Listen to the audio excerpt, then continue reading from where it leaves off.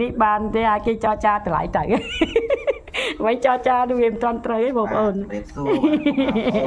ចាំឲ្យបងសុពើបងនេះសុពើឲ្យសុពើឲ្យបងប្អូនអត់ទេឃើញអូនកាន់អីទេអូនកាន់អីបងប្អូននេះបងប្អូនអូនមើលពុកមាន់ស្កៅអត់ពុកមាន់ខ្ញុំនិយាយយកវិញតិចទេយកទៅ7 10 3 10អូយយ៉ាបងប្អូនអើយនឹងអ្នក7 10មើលមុខក៏ហើយបងប្អូនវិញ21ថ្ងៃ7 10ដល់ពេលអីម៉ែហៅតាដែរហ្មងបងប្អូនអរគ្នាបាទហ្នឹងហើយបងបែមកទស្សនានៅប្រភេទឫស្សីប្លែកមែនតាបងប្អូនអត់ដែរឃើញ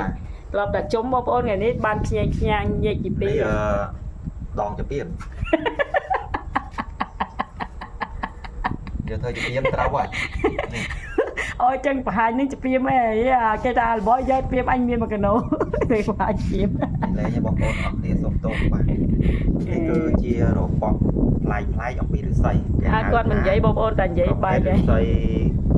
ភ្លុកអត់ពុកម៉ែបងប្អូនបាទភ្លុកនេះគឺមានតែ2ទេបាទមានតែ2ទេឡើងលើចេះបងប្អូននេះអញ្ចឹងភ្លុកខ្លះក៏មានឡើងលើទៅបែកភ្លុកទៀតអញ្ចឹងទៅហើយខ្លះទៀតក៏មានដុះ3 4 5អញ្ចឹងទៅអញ្ចឹងតែដុះឡើង3 4 5គេហៅថាប្រភេទភ្លុកបាក់ដៃហើយ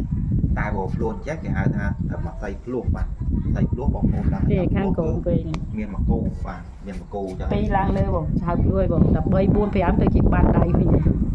បាទអញ្ចឹងគឺលក្ខណៈអញ្ចឹងហើយដើមមកធំហ្មងហ្នឹងហើយជាបាត់មេដៃជួយមុំធ្វើច្រត់អីមកថាប៉ុណ្នេះបើមិនមុំបងមានអាណាមុំដូចអាស័យដូចដៅបងសិតតែសាច់ស្វិតតែកាត់តែម៉ាតំណៃទេបាទអត់ទាន់កាត់ទេបងប្អូនដាក់ធម្មជាតិសិនហៅឡូយើងចង់ទុកតាំងទុកកាត់មួយម៉ាគឺតែអ្នកខ្លះដែលថាចង់កាត់ពីក្រោមយកធំនេះទៅអញ្ចឹងយើងទុកវែងចាហើយហើយគឺតវាអត់បានទេបើថាចង់ធ្វើលក្ខណៈឈើច្រត់យើងកាត់ពីក្រោមនេះបងប្អូនខ្ញុំក៏ទុកអញ្ចឹងទៅព្រោះថាយើងខាត់តែខ្នែងតិចទៅក៏លើនេះទុកសិនបាទទុកសិនងាយវាទេបងប្អូនឃើញអញ្ចឹងធ្វើអីកើតយើងទុកអញ្ចឹងបាទគេច្រើនដងឃើញរៀងទុយតែថ្ងៃហ្នឹងវែងសដកដល់ពេលដើមក្រោមរៀងតំណងដែរ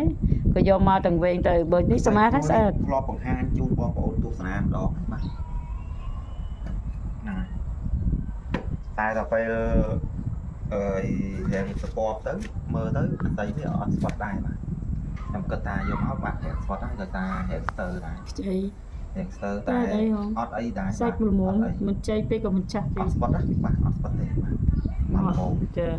អត់ស្អីខ្លះវាខ្ចីពេកបងប្អូនយកមកគឺវាស្រក់ហើយវាស្វិតហើយរួញអស់វាបាត់តម្រងដើមអស់អូនេះអត់អីទេស្អាតនៅបលតែចាស្រក់យ៉ាងស្រក់ទីទៅហើយបងប្អូននៅគៀនផ្ទះនេះទៅហើយហ្មងហ្នឹងហើយឫស្សីភ្លុកអាចច្នៃធ្វើជាជ្រច្រត់បានបាទច្នៃជាធ្វើជាជ្រច្រត់បាននេះយើងកាន់អាឡែងកន្លោះកោនេះបាទយើងខាត់អានេះស្អាតទៅយើងអាចកាន់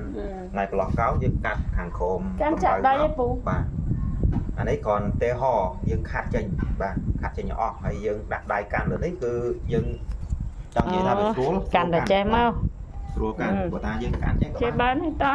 កាន់ចេះក៏បានយ៉ាងអរគុណច្រើនបងប្អូនមកហ្នឹងបានហើយរៀបរាប់នៅប្រភេទស្អីភ្លុកបាទអាស្អីមួយហ្នឹងចង់5នាទីបងប្អូនព្រោះហ្នឹងបងប្អូនចាអរគុណលេខដល់ចាភ្លុកគឺមានគ្រូថាខាងការពារបាទខាងប្តីប៉ុនបាទប្តីប៉ុនគេទេគឺថាប្តីប៉ុនបែកគ្នាអីគេអាចទាញមកមិនទេបាទណាខ្ញុំហ្នឹងខ្ញុំអត់ដឹងតែចាំទៅនិយាយបានប៉ុណ្ណឹងទេបងប្អូន